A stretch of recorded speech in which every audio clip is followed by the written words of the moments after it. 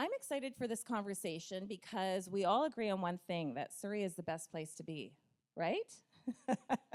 I might be a little biased, but that's okay. I'm in the right job for it. So let's get started with, what does success look like? How do we define success? And what do we think will define Surrey's success over the next decade? So when you take a chance, I'll have you all answer this question.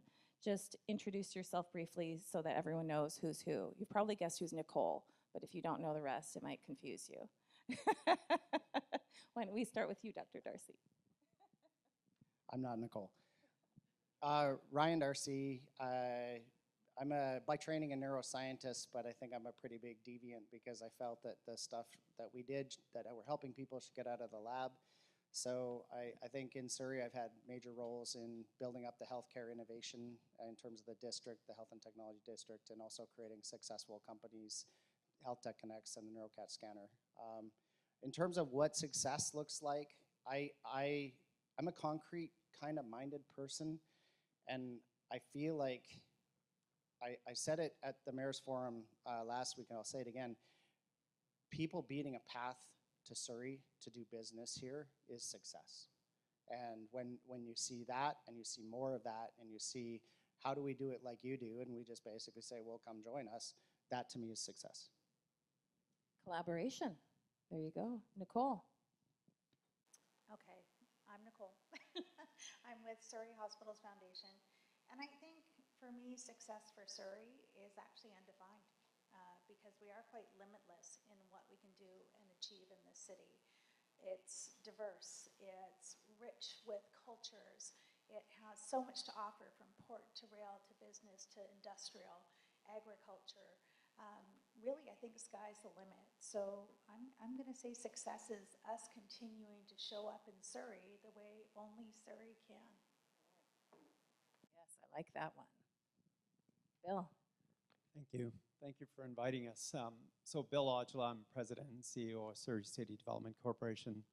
I've come to Surrey via City of Vancouver. I spent the better part of my career in various roles at the City of Vancouver, including working on the Olympic Village, and the acquisition of the Arbutus Corridor, game-changing opportunities for the City of Vancouver. And unfortunately, I also worked on collecting CACs, which aren't popular now, but generated significant value for the City of Vancouver. I then worked for a private developer, and now, since November, taking on this role. From my perspective, what I've seen in my experience is that success means a complete community. It means housing for everybody, great transportation networks, and most importantly, jobs and businesses that are thriving. And that's going to make Surrey a success. Rob. I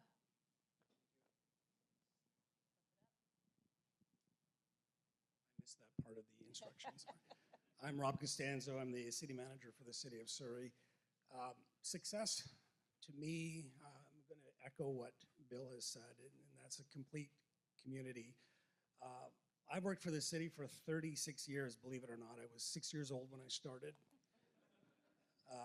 Population back then, 1990, was about 200,000. Now we're at 740,000.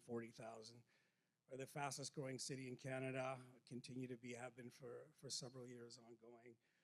We will surpass Vancouver's population in the next 5 years. Some say it'll happen in the next 2 to 3. And we'll be the first city in BC to hit 1 million population in the next 20 years. And so to me, it's keeping up with that growth and ensuring we have those partnerships and continuing with those partnerships with the private community, senior levels of government. There are certain realities that we face as a fast-growing city. There are certain responsibilities from certain levels of government, like the provincial government or federal government, that they can't build their way fast enough to keep up with that growth. And so I think as we continue to evolve, it's to really embrace those relationships and work collaboratively to ensure that infrastructure is in place, the schools, the hospitals, the much needed transportation, and again, ensuring we have that complete city, because that will ensure that people feel safe and there's that sense of belonging. Thank you for that. So if all of you could accelerate one major initiative, you could pick just one, and it would be done tomorrow, and it would have the greatest impact, what would it be and why?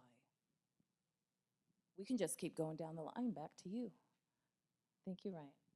Well, I doubt I'll surprise anyone in saying that innovating healthcare would be the initiative. But my vision for innovating healthcare has been and always and continues to be that we're the Silicon Valley of that. That basically around the world, no matter where you go, when people look at where the most innovative healthcare with not just technology, because we focus a lot on technology, but all the way out to community and to every level of defining health in terms of wellness, we're just known to be the epicenter of the most innovative place on the planet. I don't know, how many people knew that we are the Silicon Valley of healthcare? Now you do. Add it to your bragging rights about Surrey. Okay, thank you for that. Nicole, what would you pick?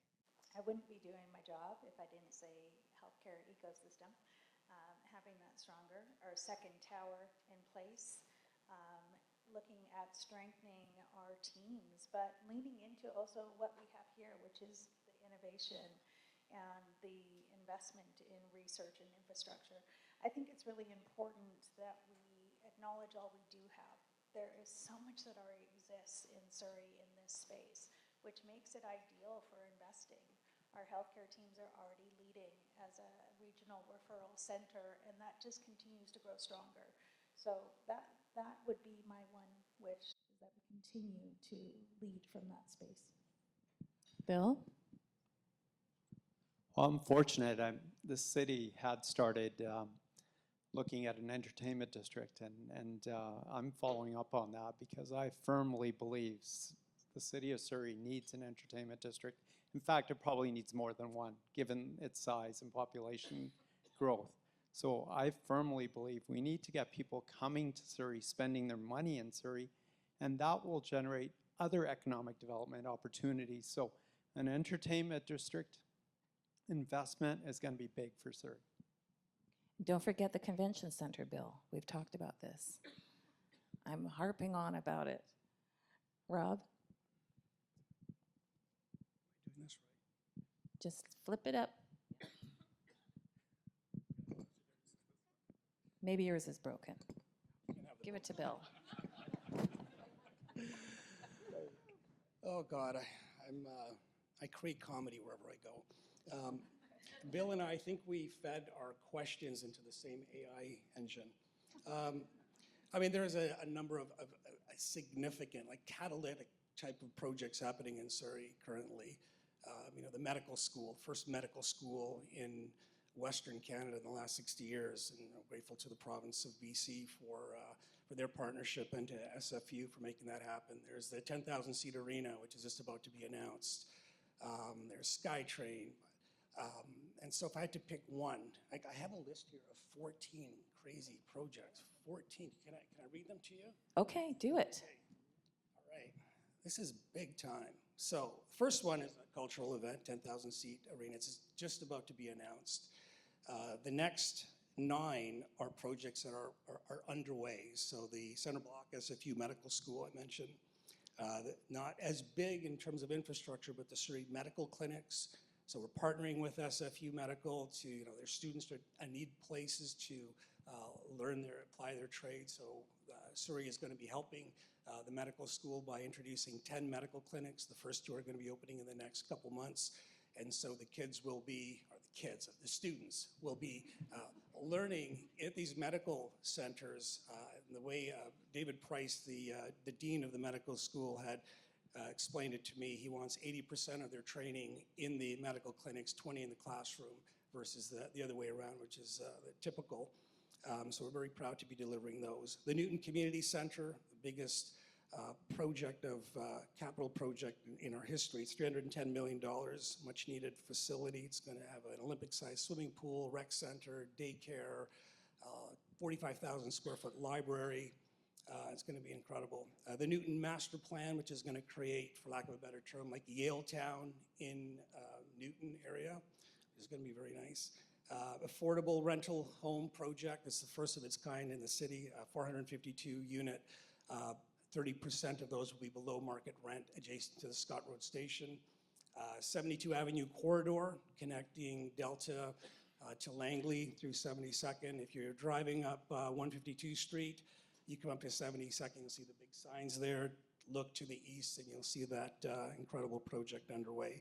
Surrey Langley SkyTrain. If you haven't seen it, I highly recommend you drive down Fraser Highway.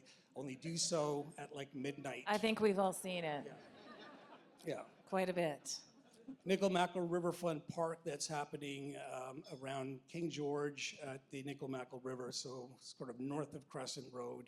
A very large area, I don't know the size of it, but it's going to be a beautiful park.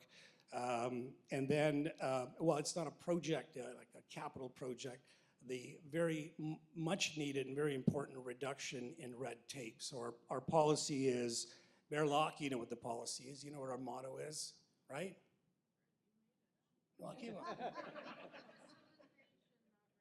right, facilitate, not regulate. So there are many developers in the room. I see my friend Sharon there, and so he knows what we're talking about. We got to get things moving much faster.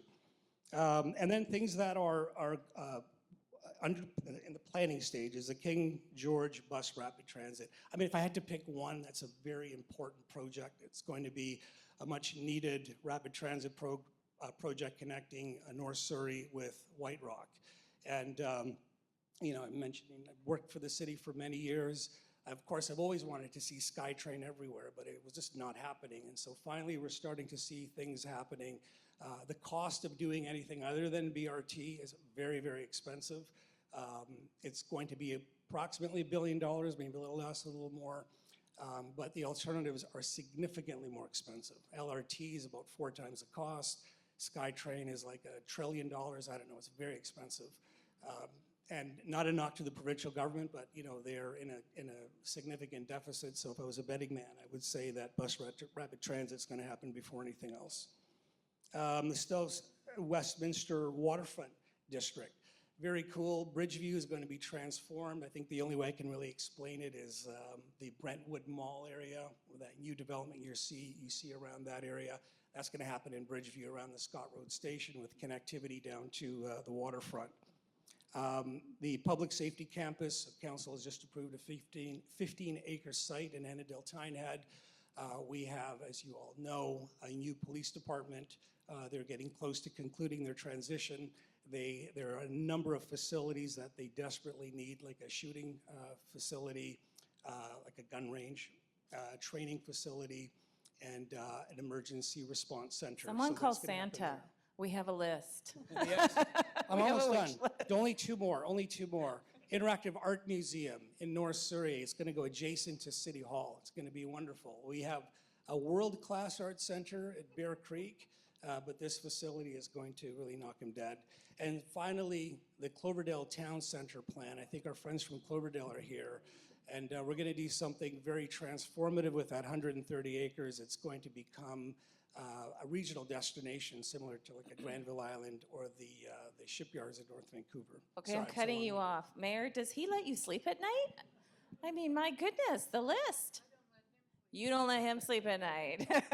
I love the passion, the excitement, Rob. That's the kind of energy that we need and the kind of vision. I did just participate in the 2027 budget discussions for the city or for the province. And I said, BRT, where's the money? We need it. We need to move people into the health and tech district. So Ryan, I'm going to come back to you. You know, the health and tech district is alive and well. Can you take us back to the original vision and the passion and the milestones and like, did you really expect it to get to where it is today? Did you think it would be exactly where it is today? And where do you want to see it go? The first answer, or the answer to your last question is, unfortunately, yes, I'm that wildly crazy. So I did want it to get to where it is today. I probably am still living very surprised that it has. So it's a combo. But for those in the room that would like a quick refresher, if you wind the clock back to about 2012, the critical care tower was coming into Surrey Memorial, and there was at that time, Simon Fraser University was looking really around how to establish a stronger presence in Surrey. And Fraser Health, actually, the CEO at the time, made mention of the concept of a medical school. And around that time, and all credit goes actually to the Surrey Hospital Foundation, they were convinced that it would be a good idea to put money into a innovative research chair. I, growing up in BC and a lot in Surrey, wanted to come home, and so the chair recruited me home. And I said the other week, and it was funny, a lot of people, the morale wasn't strong for Surrey at that time. In fact, I remember being in the hospital heading up their health science and innovation, and they said there must be something wrong with me. And I said last week, I'll say it again, there is, but not in this regard.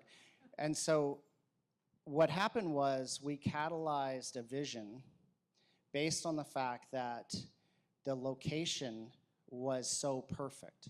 You had the confluence of all the higher education. You had this hospital going through a major transformation. You had King George Highway, which was a route connecting not just, we always think about Metro Vancouver and Vancouver, but actually more specifically to the south, the Cascadia corridor. And you had this incredible combination that catalyzed this vision at the time. It was said back then, I said it, so I can vouch, that we could create the Silicon Valley of healthcare technology. And the idea was really simple. It was, if we have these problems getting healthcare to people, can we use technical innovation to leapfrog and do that faster? And what was amazing about Surrey was Surrey absolutely pounced from all regions. I mean, I remember Surrey Board of Trade getting early awards, right? And they said, you know, we're behind you, cheerleading. The city was absolutely transformative. To the developers in the room, nowhere have I experienced in my travels where development is as forward-thinking as to embrace innovation in healthcare and understand that these two things that don't normally go together actually go together. And so that picked up a lot of momentum. And in truth, the universities and everyone had to keep up with this community, and the business really drove it. And we started winning very big, very early with you know, getting better access to brain health care than Mayo clinics, for example, or having the top multinational companies come and really hitting at the world-class stage. So it then picked up and really kind of got into a cruising altitude, and that's where the Health and Technology District emerged. I'll give you just some quick numbers to understand the capacity. The district itself was originally modeled at 8 buildings, but it's probably going to be larger. It's well past half now, and the modeling, which was empirical, said that it will input 1.1 billion into the economy annually, and it'll create over 15,000 high-tech jobs. So really quickly, we had people from other cities around Canada, around North America, from as far away as Australia, saying, how did you do this? And that's Surrey. Surrey has that capability to get shit done. And I think that's how the district came into being, and that's how it now supports, I read, more than 200 companies. You've got UBC, SFU, Kwantlen, Western Community College. You've got this confluence of education.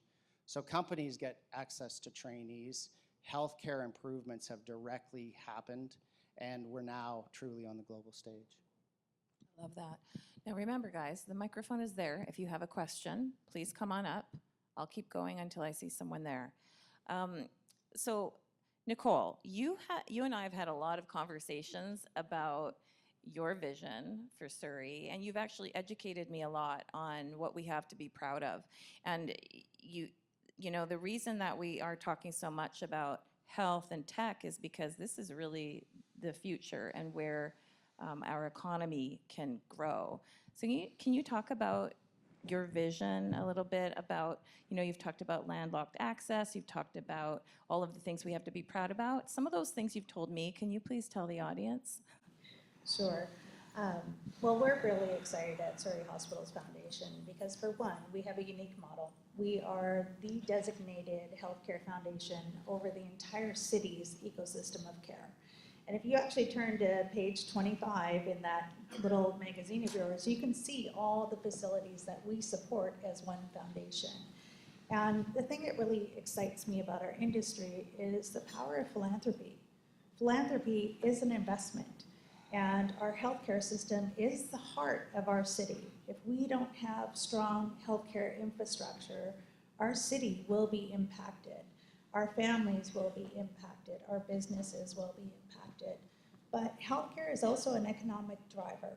What we have in Surrey is very unique. Our healthcare teams are leading in care in so many ways. As a regional tertiary center, we get referrals from all across South Fraser, but also around the province for some of our specialty services. We have the busiest surgical site in Fraser Health. Jim Pattison Outpatient Center with 58 specialized clinics is leading a lot of care across our province. We have so much to be proud of with our teams, and they're doing it, quite frankly, in an underinvested state. So when we welcome our new hospital in Cloverdale, it is going to be one of the first smart hospitals in BC. And when we look at investing in research and really embracing the things that makes our city special, the volumes across our facilities, the diversity of our community, it makes it very rich for research and technology and investment. And as we have the new med school and we have our future leaders in healthcare being basically brought through our system, we're well positioned to also lead and define what best in care looks like for our nation. And I can argue globally, because we're doing what we do best, and that's investing here. It's coming together. It's collaborating in ways that other places won't. And having philanthropy go across that entire ecosystem of care allows us to remove a lot of silos. So we're really focused on investing and collaborating and partnering so we can leverage that investment to go even further. And we've been really fortunate. We launched the Surrey Hospitals Health and Research Network in January. We have some big partnerships that are announced that's all based around amplifying, taking advantage of the resources that we have, not building more infrastructure just to build infrastructure, and looking at how we can innovate to advance care and mostly take care of our region. Surrey is an anchor for the South Fraser region, and we play a very specific and distinct role here that we should be incredibly proud of. I tell our surgeons all the time, stop being so humble. They're getting awards and accolades and leading best-in-class care, but they're not bragging about it. They are showing up every single day and doing the hard work. We have the busiest emergency department in all of BC, and some will argue Canada, and those doors have never closed. Never closed. Our teams are amazing. Amazing. Thank you. That's what I wanted them to hear, because those are the conversations we've had. Patrick, over to you. Thank you so much.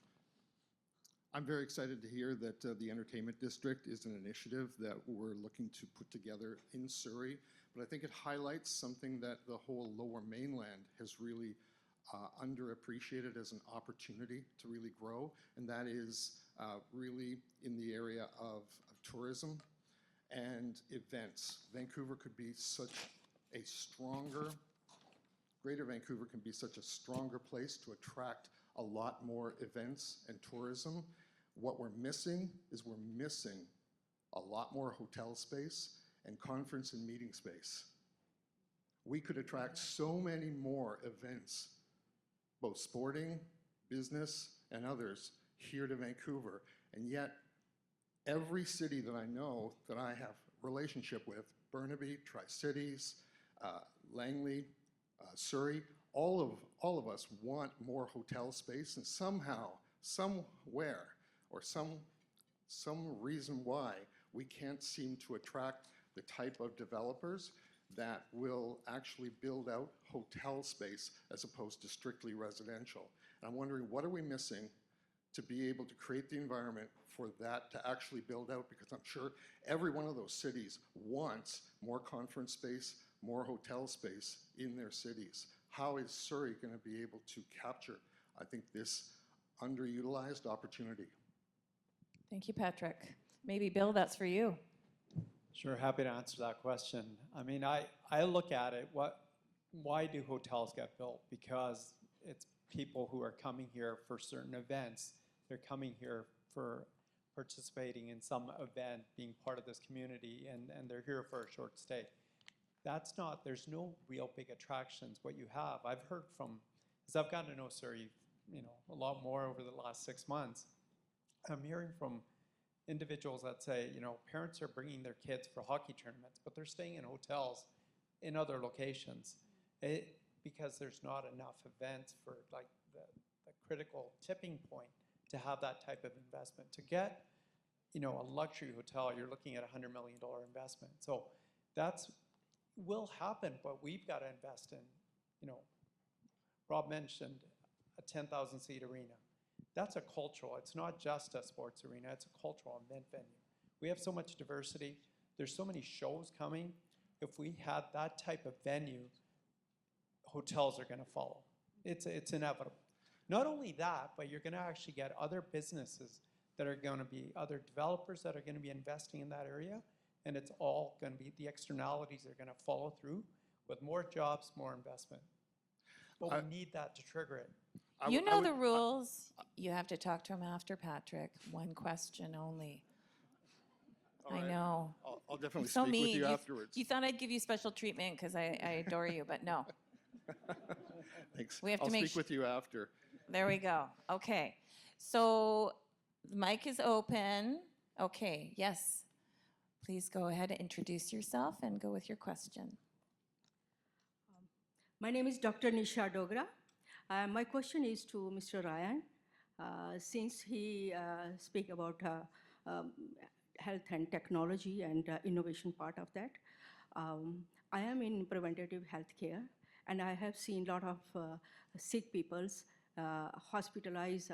We have a lot of hospitals here in this British Columbia, but as far as we are very advanced in technology, do we have some plans for preventative health cares?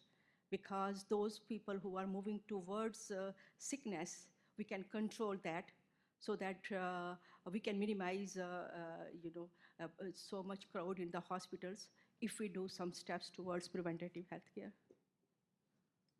So was that for Nicole or Ryan? I think me. Okay. Yes. Were you saying continuing care outside of acute care? For preventative health care. Oh, preventative. Yes. Preventative. No, actually, you know what? I think that what you're highlighting is a really, really important area that we have an opportunity now to move a lot more into. I'll give shout outs actually to the City of Surrey and the infrastructure, because I think there's a lot going on around healthy living. And there's definitely, Fraser Health has also been very good, but I think there hasn't been a structured initiative across all organizations focused on preventative health care as of yet that I know of. And I think it's an excellent area for, as we scale into the future, to prioritize. Yes, it's very important because since from the last 25 years. Sorry, we have to thank cut you. you off. I know, I'm tough. But you. they'll be here after. Thank you Okay. very much for answering the question. John, you're up. Remember, introduce yourself. Questions are brief, and there's only one. John Lynn, Mountain View Insurance. I'm just curious about the 10,000-seat arena proposal. Do you have any envisioning, say, a professional hockey team or some other professional sports team coming into that arena? Because it's a large commitment for a 10,000-seat arena. And we've seen things like in Quebec City where they built a new large, I believe it's an 18,000-seat arena, no NHL team, no professional hockey team, just a major junior team. So I'd be curious your comments on that, what you envision for that.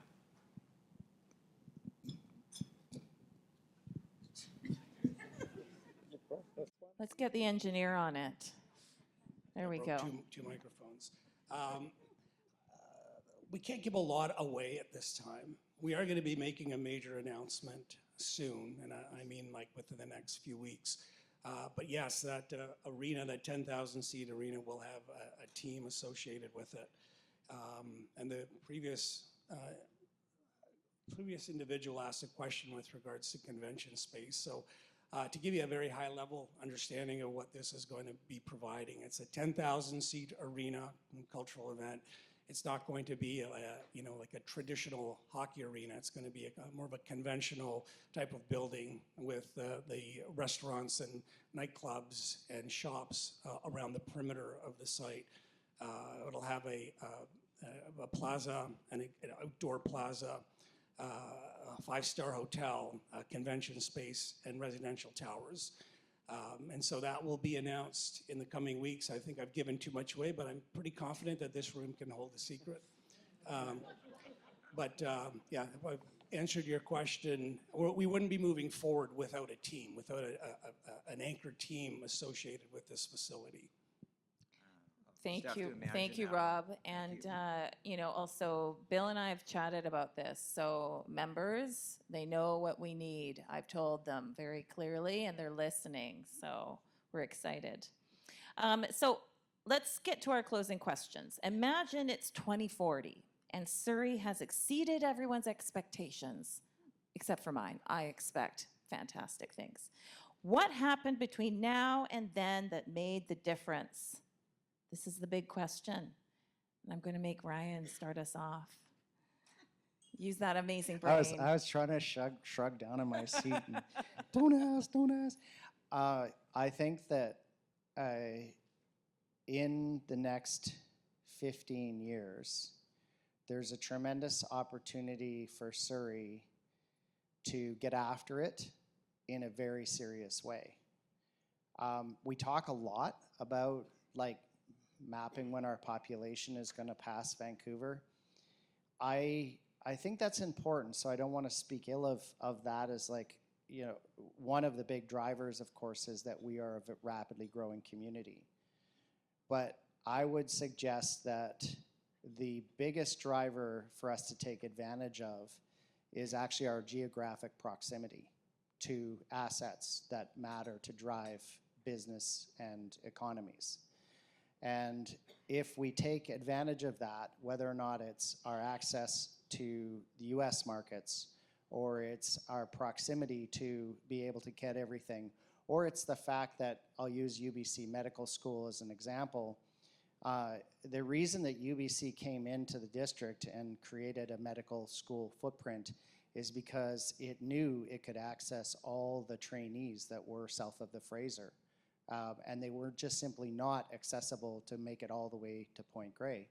So I think if we catalyze on our geographic aspects of where we are perfectly positioned, then in 2040, there is no question in my mind. We're already emerging politically as being a powerhouse in this province, but I think there is no question in my mind we will be a powerhouse in the country, period, full stop. And I hope that 15 years from now, you can call me back and see if that happened. Well, your last vision turned out pretty well, so I'm positive it will be the case. So Nicole, what do you think? 2040. 2040, I feel like we're going to blink and be there. But one thing I would encourage and say is that we can't stop. Right? We can't take our foot off the gas. We need to continue to invest, to support each other, to find ways to innovate, do what Surrey does. Don't be satisfied with just the norm. I think we need to continue to demand the best of each other and of our city, because that's what's going to take us. We're going to be the largest city in this province, and that has a huge responsibility for how we carry this province as an economic driver, as what we deliver, and how we support each other. And I think we can set a true example, because this city, it feels like a small community. the way everyone is so interconnected and the way it supports one another. And I hope we don't ever lose that. But we also cannot stop striving and pushing and asking for the very best. Thank you. Bill? Well, I'm forever an optimist. I see great things coming to Surrey. I see so much potential in the next 15 years. I see a lot of great things happening here, whether it's investment in the Surrey City Centre that's going to lead to more jobs and economic development. I've also been part of discussions with, Microsoft and others in the Seattle Chamber of Commerce. They're planning for a Cascadia high-speed rail line from Portland to Seattle, and I would dare say to Surrey, not into Vancouver. I mean, that is an initiative they're carrying on in the US to get those studies underway. Our ministry is finally jumping, I believe, in terms of getting stuff going here. They're all talking, and I got the latest update, but it certainly, if it could happen, it will be a game changer for this city, but for this region. So there's a lot of initiatives, but Surrey is vast, it's diverse, and depending on the trade relationships with the US, this diversity of cultures and our links to the international world, because trade doesn't just have to be with the US, it can be with any country. I mean, it's so much of a transition that we need to leverage our community and see how we can grow those relationships worldwide. Can I just jump in and say we have Canada's largest port at our doorstep and the opportunity to trade with up to 170 different economies. Since we speak over 100 languages here in Surrey, we should be able to make that happen. Okay, Rob? I see Surrey as being the anchor south of the Fraser. For many years, well, forever, Vancouver's been the city. And, Surrey's right behind it in population. And in terms of completing that a city and making it a complete city, just going back to what I said earlier, my vision is that we'll end up with the types of amenities that we desperately need, in terms of catching up with schools, with the hospitals, with transit, and certainly housing. We have a fairly lofty requirement to build an additional 53,000 units over the next 5 years, and we need it. We desperately need it in Surrey. So we currently have a lot going for ourselves. We have, in terms of business and industry, we have over 30% of industrial land in Surrey. Families are moving here. It's no secret why Surrey is the place to move to, and why we're growing at 2.6% annually, and why we continue to grow. I mean, we have more schools, we have more playing fields, more hockey arenas than any city in this region. In certain cases, we have more facilities in terms of public facilities than many of the cities combined. So that vision is really to ensure that we have that complete community, so that if you have a place, you want a place for entertainment, you're staying in Surrey, you're not going to Vancouver. You're working within the same city that you live in. That's really where I want to go with this. And I mean, I've seen Surrey grow in leaps and bounds over the last 36 years, and I feel we're always just about to turn that corner. But I'm finally feeling that now it is happening, and the next 10 years is going to be very critical for that future. I love that. So in closing, guys, one sentence. What should the Surrey and White Rock business community be doing today to also help shape what tomorrow will look like and the next decade? What are the marching orders? Keep being awesome, and Ryan? Sure. Oh, for sure. For me, I think the opportunity is to make awareness well beyond our borders. And when I say well beyond, I think we have to get a lot more British in getting out in the world in a much more high-profile way. Excellent. Nicole? I'm just going to keep saying collaborate. Continue to find ways to collaborate and amplify, invest, and leverage. Bill? I would say just engagement. It takes a critical mass to make things happen. we all got to engage. That's how, people find out what's a priority. So it's continued engagement. Rob? Collaboration is key. Collaboration with the private developers, collaboration with senior levels of government. That's going to be a key to our future. Thank you all so much for sharing your thoughts with us today and for giving us an opportunity to just think about our future. So often we think about the past instead of just going ahead and thinking about, well, what does the Surrey of the future look like? So thank you once again, of course, to our sponsors for today's event, the Vancouver Fraser Port Authority. Can I get a round of applause for them?